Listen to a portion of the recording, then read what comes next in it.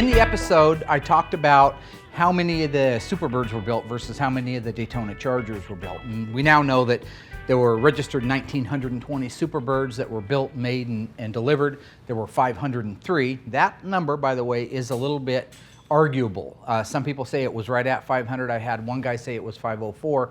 I'm not sure that there's a positive answer, but the popular answer is there were 503 of them. Keep in mind that the Charger Daytona was an afterthought, or as much as it wasn't planned out, that in order to compete at NASCAR, Dodge had to build the Daytona right away, really fast.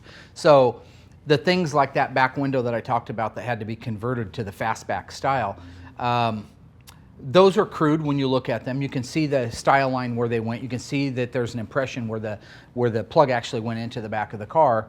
But I think that when you actually start building the car and you look at the differences, the subtle differences between the fenders and the hood and the nose cones when they go on, it's obvious looking at a Superbird that it was always intended to be a Superbird. You don't see where they had at the factory taken off the 69 Charger fenders, for example, or actually a Daytona Charger uses a 70 fender. That means when it was rolling down the line as a Charger RT, it had regular 69 Charger fenders on it.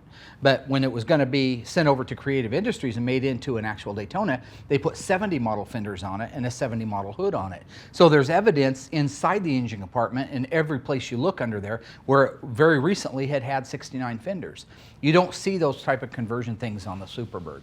Superbird was more thought out, more planned out. It even gave Chrysler an opportunity when the Superbird came out to save some money. Instead of taking all that time to finish off the roof and make it look pretty and no sign that that plug was ever put in, Plymouth made it mandatory that you'd put a vinyl top over it. That was the whole purpose behind it. It actually slowed it down. The coefficient drag of a Superbird over a Daytona was increased. The Daytona is actually better in a wind tunnel than the Superbird, and a big part of it is that vinyl top. Pound for pound, if you had to drive the two cars, my own personal opinion, I like the Daytona Charger. I've always liked the Charger. I think it's a little bit heavier, a little bit better built car than the Plymouth. Remember, the Superbird's built on the Roadrunner. Pound for pound, though, if you did drive the two across the country, I don't think you'd necessarily notice a whole lot of difference in the drivability. They're both B-bodies, they're both comfortable cars. I think the main thing that you notice is if you went to sell one of them. A 440 Daytona is going to garner more money than a 70 Plymouth Superbird with a 440 in it. That's just the facts, and that's because they made, what, less than a quarter of them, or right at a quarter of them. So that's my opinion.